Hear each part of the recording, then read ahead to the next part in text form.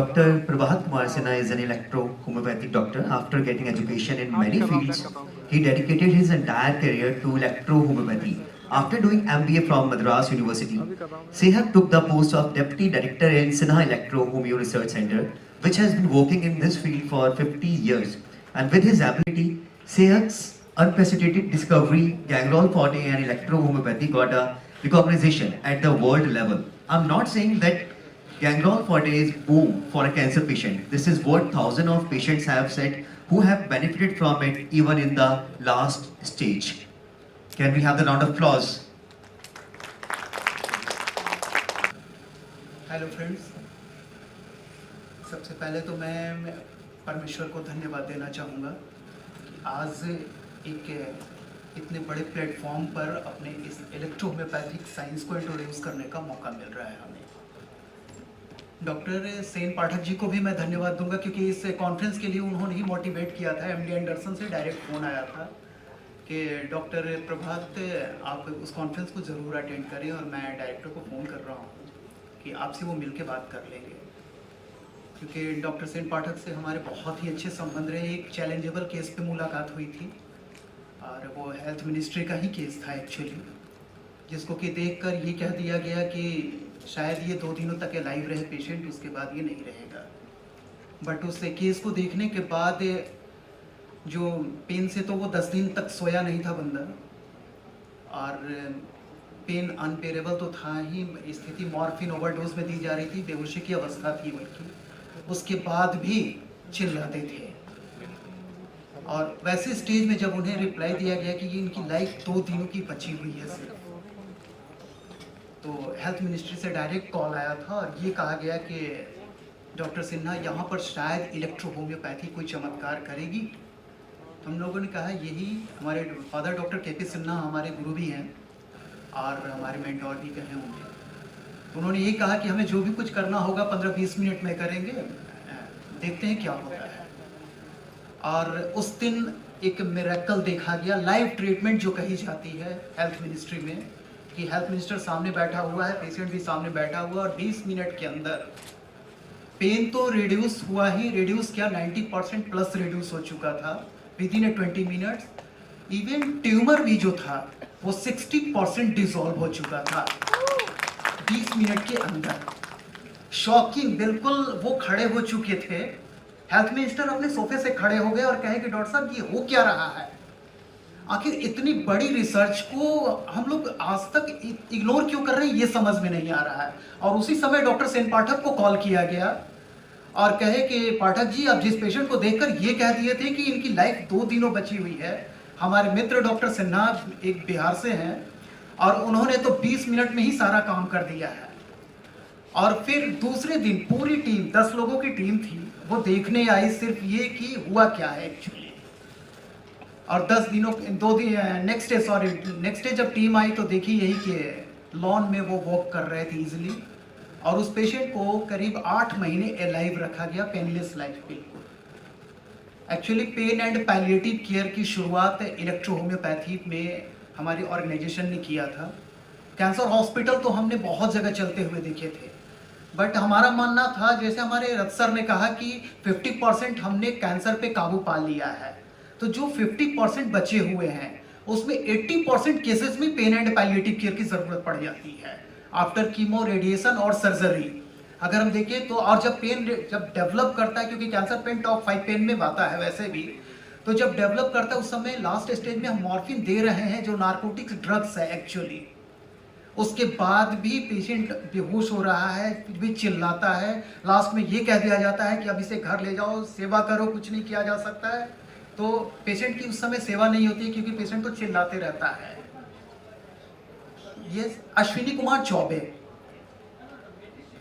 गैंग्रेनोल फोर्ट, yes, गैंग्रेनोल फोर्ट इज आवर एक्चुअली, ये हमारे ऑर्गेनाइजेशन की वो रिसर्च मेडिसिन है, और ये अमेरिकन कैंसर सोसाइटी से 3 बार रिक्वेस्ट लेटर आ चुका उस मेडिसिन के लिए। हम लोगों ने भेजा है, एक्चुअली गवर्नमेंट ऑफ इंडिया ने उसे CDRI भेजा था टेस्टिंग के लिए, और हमारे अब रथ साहब की नज़र उस पर आ चुकी है, और 100 पेशेंट पर क्लिनिकल ट्रायल की तैयारी चल रही है ऑफिशियली NCI जंक्शन। उसके प्रोजेक्ट बन रहे हैं। हमारे डॉक्टर अशोक शर्मा जी एम्स के बायोकेमिस्ट्री के प्रोफेसर साहब जो हैं उसके प्रोजेक्ट की तैयारी कर रहे हैं पूरी तरीके से, और मिनिस्ट्री से बहुत जल्दी इसका मैं परमिशन लेने जा रहा हूँ। एक्चुअली वो प्लांट्स ओरिएंटेड मेडिसिन है, प्लांट्स के एक्सट्रैक्ट हैं टोटली, उसमें 78 प्लांट्स के एक्सट्रैक्ट यूज किए गए हैं डिफरेंट रेशियो में। और इलेक्ट्रोहोम्योपैथिक कॉन्सेप्ट है। इलेक्ट्रोहोम्योपैथिक के बारे में मैं थोड़ा सा ब्रीफ कर देना चाहता हूँ। वो एक इलेक्ट्रोहोम्योपैथिक एक इटालियन साइंस है जिसे काउंट सेजरमैटी ने 1865 में इंट्रोड्यूस किया था। इटालियन साइंस वर्ल्ड की इकलौती एक ऐसी मेडिकल साइंस है जो फिजिक्स बेस है। फिजिक्स बेस मैं इसलिए कह रहा हूं कि वो एनर्जी बेस है, और एनर्जी की पढ़ाई हम फिजिक्स में ही करते हैं, केमिस्ट्री में नहीं पढ़ते हैं। इसकी जो मेडिसिन होती है वो दो फॉर्म में होती है actually, globular form and liquid form. तो जो ग्लोबुलर फॉर्म की मेडिसिन होती है वो फिजिक्स की जो एनर्जी की फॉर्म होती है काइनेटिक एंड पोटेंशियल। तो पोटेंशियल फॉर्म की जो एनर्जी होती है वो ग्लोबुलर फॉर्म की होती है, देन काइनेटिक फॉर्म की जो एनर्जी होती है वो लिक्विड फॉर्म की होती है उसकी। तो काउंट सेजरमैटी ने उस समय टेस्ला थ्योरी की भी स्टडी काफ़ी की थी, जो टेस्ला ने एनर्जी थ्योरी दिया था। उसके बाद उन्होंने आइंस्टाइन की भी स्टडी की थी। जितने भी फिजिकिस्ट थे, बायोफिजिकिस्ट उस समय के, सब लोगों उनका मानना ही था कि life is a vibration, life is a physics. जैसे हम कभी भी अगर क्रिटिकल स्टेज में जब हम चले जाते हैं, जब हमारी लाइफ को टेस्ट करना होता है, तो हम वाइब्रेशन चेक करते हैं सिर्फ। हम उसके कभी भी ब्लड के सैंपल को नहीं भेजते हैं अपने पैथोलॉजी में जाकर कि किसी बायोकेमिकल टेस्ट करके और बताओ कि ये जिंदा है कि नहीं। हमेशा उसकी वाइब्रेशन को टेस्ट किया जा रहा है, या तो हम स्टेथो के थ्रू करें, या ईसीजी के थ्रू करें, या जैसे भी करें, या पल्स के थ्रू कर लें। वाइब्रेशन देखते हैं कि वाइब्रेशन है कि, तो मतलब कि वाइब्रेशन इज लाइफ। और वाइब्रेशन जो हो रहा है उसके पीछे सिर्फ एक ही रीजन है, एनर्जी। और एनर्जी का जो सोर्स है हमारे सेल में, जो माइटोकॉन्ड्रिया हम कह रहे हैं, क्योंकि mitochondria is the power station of cell. तो माइटोकॉन्ड्रियल लेवल पर हमारी मेडिसिन जा रही है, और कहीं उससे भी डेप्थ हम कहें, क्योंकि एनर्जी से डेप्थ किसी चीज़ की हो नहीं सकती है। क्योंकि ऐसा मानना है कि हम कहते भी हैं कि God is a form of energy, बोलते हैं हमसे, बट अगर हम उसे स्टडी करें कि रियली में God is a form of energy, then medicine अगर एनर्जी है तो कहीं ना कहीं ये उस रूप में तो नहीं है। कि इसकी लाइव डेमोन्स्ट्रेशन भी होती है, बहुत सारे लाइव डेमोन्स्ट्रेशन किए गए हैं। अभी तक हेल्थ मिनिस्ट्री से 100 से ज़्यादा केसेस पर क्लिनिकल ट्रायल किया गया है, बट वो सारे क्लिनिकल ट्रायल अभी अनऑफिशियली हैं। अभी जो एम्स में क्लिनिकल ट्रायल की तैयारी चल रही है 100 पेशेंट पर। इससे उस मेडिसिन रिसर्च की सबसे बड़ी खासियत क्या है कि कैंसर अगर ट्यूमर है, कैंसरस ट्यूमर, देन वो मेडिसिन काम करेगी, अदरवाइज वो न्यूट्रल हो जाती है। मैलिग्नेंसी वो डिटेक्ट करती है।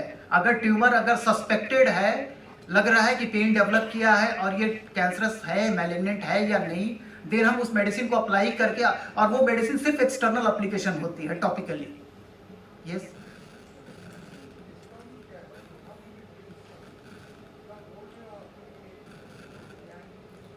ये गैंग्रेनोल फोल्ड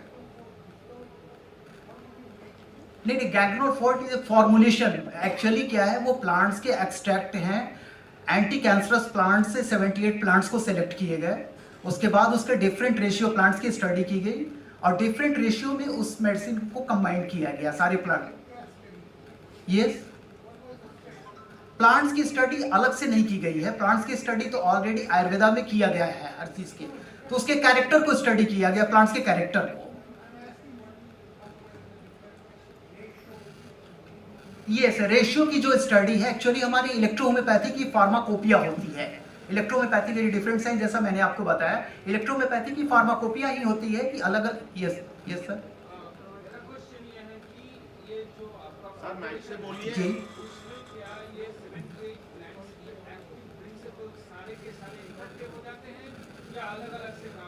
नहीं, इकट्ठे हो जाते हैं सर, क्योंकि प्लांट्स का एक नेचर भी होता है। जैसे हमने दो प्लांट्स, अगर सिंगल प्लांट्स यूज कर रहे हैं उसका अलग कैरेक्टर है, अगर दो प्लांट्स अलग अलग यूज कर रहे हैं तो उसका अलग कैरेक्टर है। दोनों को जब कंबाइंड करते हैं तो उसका एक अलग कैरेक्टर आता है। जस्ट लाइक जैसे हम हाइड्रोजन और ऑक्सीजन का भी एग्जांपल ले सकते हैं कि हाइड्रोजन का अलग कैरेक्टर होता है, ऑक्सीजन का अलग कैरेक्टर, बट दोनों का रेशियो अगर चेंज कर दें, सिर्फ H2O कर देते हैं, तो वो ना आग जलाती है ना आग को जलने में मदद करती है, आग को बुझा देती है, वो पानी बन जाता है जब। तो जस्ट लाइक गैंग्रेनोल इलेक्ट्रोहोम्योपैथी भी। यस यस यस सर, जी।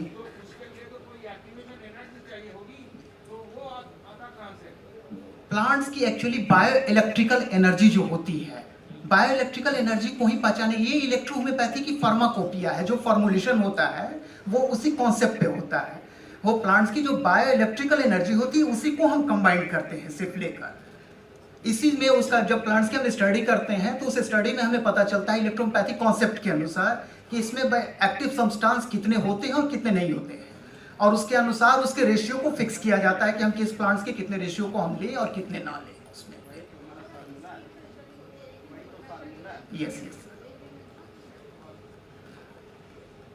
तो पेन एंड पैलिएटिव को हम लोगों ने सब्जेक्ट बनाया था मेनली। एक्चुअली हमारे करीब 2008 में ही एक कॉन्फ्रेंस मैंने अटेंड किया था जिसमें एक ऑस्ट्रेलियन एचओडी आई हुई थी, ऑडेट एस्प्रूट, वो वहाँ की पेन एंड पैलिएटिव केयर की एचओडी थी। तो उन्होंने हमसे एक ही चीज़ बोला था कि डॉक्टर प्रभात, रियली में कैंसर ठीक होना तो एक अलग मैटर है, अगर कैंसर के पेन पे अगर आपने काबू पा लिया, क्योंकि पूरे वर्ल्ड में 2 लाख से भी ज़्यादा pain and palliative care centre चल रहे हैं, और जितने भी कैंसर हॉस्पिटल भी हैं वो सारे कैंसर हॉस्पिटल के लिए एक मैंडेटरी रूल होता है कि उसमें pain and palliative care unit होनी चाहिए।